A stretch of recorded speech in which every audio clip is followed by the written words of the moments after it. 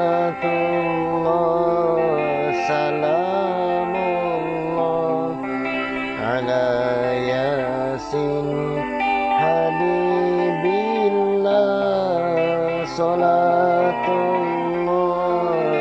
salamullah ala Yasin Habibillah.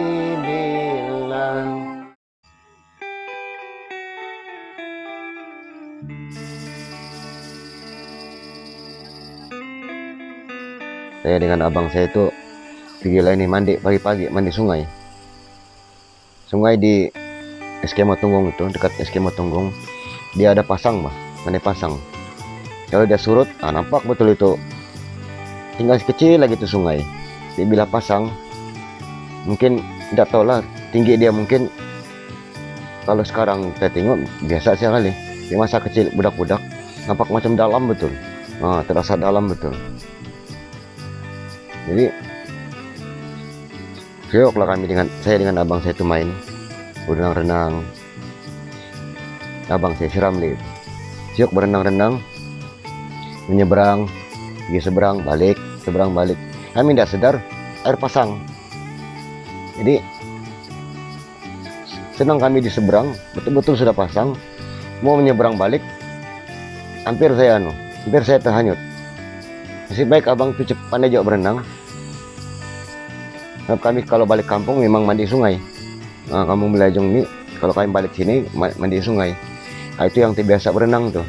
Tapi mungkin waktu itu fisikal saya masih kecil. Dia sudah tahun 5. Sempat lagi dia capai saya lah, dia kejar, capai, bawa balik pian seberang. Masih lagi di seberang, belum lagi di tempat yang untuk naik terus pian darat. Masih kami di seberang. Masih baik ada batu besar untuk kami berpijak. Situlah kami duduk menunggu air surut. Nggak tahu apa kami buat masa itu. Situlah kami mungkin bercerita, menengok. Nasib baik juga waktu itu ibu bapak tidak nampak. Kalau ada nampak nggak tahu lah. Dulu ini mandi sungai lama-lama pun memang kena. Nasib baik kami itu nggak tahu. Syukur lepas tuh dia bilang, boleh sudah kita berenang pelan-pelan nanya. Jadi kami berenang beriringan itu. Saya bagian atas, dia bagian bawah. Sebab kalau hanyut pun dia boleh capai. Beriringan lah kami, pelan-pelan berenang. Sambil dia jaga. Kalau macam tidak dapat di seberang, mungkin dia tarik lah itu. Syukur juga lah kami selamat.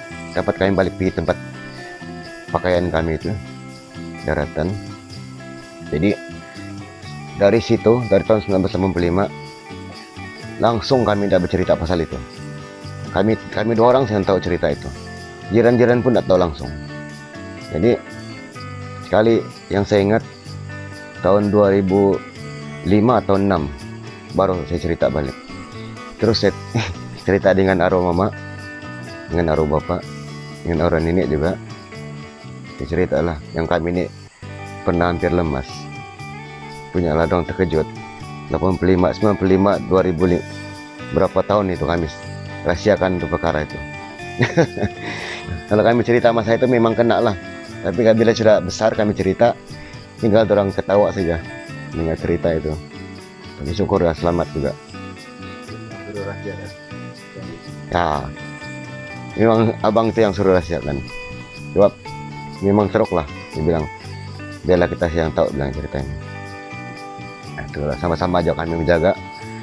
Jadi bila saya sudah cerita sama kedua ibu bapak, dia pun iya juga dia.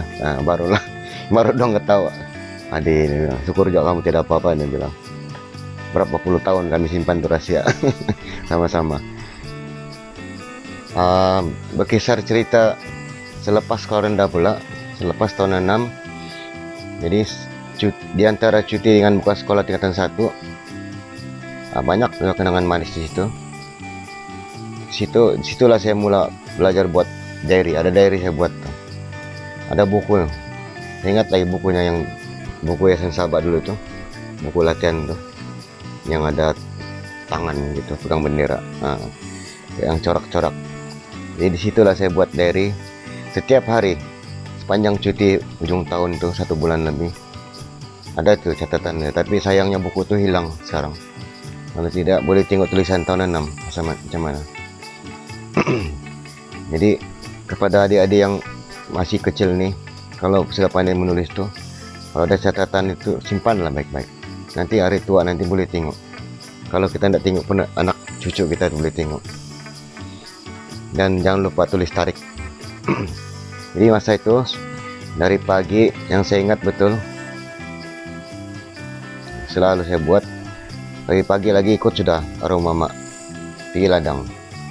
Walaupun bapak mengajar di sekolah itu, tapi kami dapat kecil kawasan untuk bertanam-tanam, tanam jagung, tanam padi. Jadi setiap hari mesti ikut sama mama. Tapi tidak pastilah itu yang bilang orang merumput itu betul-betul juga aktif kah ikut merumput, ataupun sekejap merumput, sekejap mengumpul yang rumputan dibakar, ataupun mengumban sana mengumban sini. Tapi yang saya ingat Pak, mengumban tuh sebab banyak kelapa di situ kan. Masa mengumban itulah saya ada niat, kalau kena ini kelapa lulus aku ya pesar. Selalu cakap begitu, selalu macam kasih bah, kalau kena ini batang kelapa ini saya umban mesti saya lulus ya pesar. Sebab masa itu terpikir putusan pesar saja, belum lagi keluarkan masa itu. Kalau sekarang awal keluar, sebelum cuti sudah keluar keputusan IPSR, tapi masa itu masa cuti baru keluar. Jadi syukur juga, kadang-kadang kena juga itu batang kelapa, kadang-kadang enggak. Bila enggak kena, situ yang lucu itu. Terus gagal kali IPSR begitu. Kalau budak-budak ini lain pikiran. Lepas itu tolong lagi mama merumput. Tapi satu lagi dalam kepala waktu itu, jam 2 mesti pulang sebelum jam 2.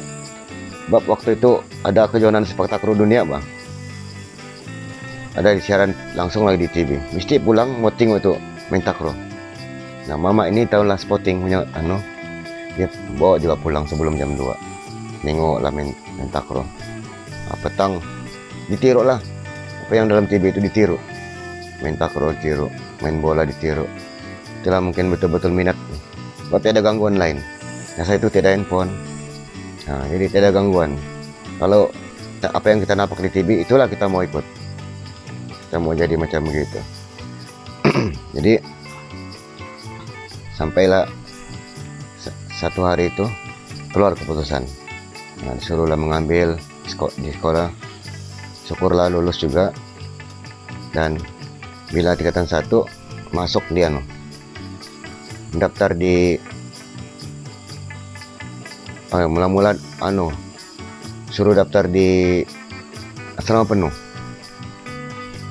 Saya biasa saja, sebab bukan tahu apa itu asrama penuh, bukan tahu itu sekolah elit. Jadi pergilah ini sama arwah bapak, sama ada bapak ada satu orang kawan bapak ini, pergilah kami sekolah itu keke. Sampai sana sian juga, mungkin terasa juga ada malu. Rupanya belum lagi pendaftaran, belum lagi masuk yang sesi tahun itu. Kami terlampau awal. Jadi kami pulang saya balik. Padahal heboh sudah itu, kononnya dapat masuk ke asrama penuh. Waktu itu siapa masuk ke asrama penuh kira pelajaran bagus lah konon itu, bagus dalam pelajaran. Tapi kalau saya itu tidak rasa apa-apa pun. Jadi sepas itu bilang bapak, daftarlah di SMK Pekan Kudat. Nah, jadi daftarlah. Itu pun lewat sudah. Berapa hari selepas buka sekolah baru daftar. Jadi artinya tahun 89 saya sudah masuk di asrama SMK Pekan Kudat. Lebih dulu daripada abang saya itu. Dia cerita SMK Pekan Kudat, saya lagi lebih duluan kalau dikira di sana. Cuma 1 minggu saja temponya. Selepas 1 minggu sekolah di SMK Pekan Kudat, di asrama itu tinggal,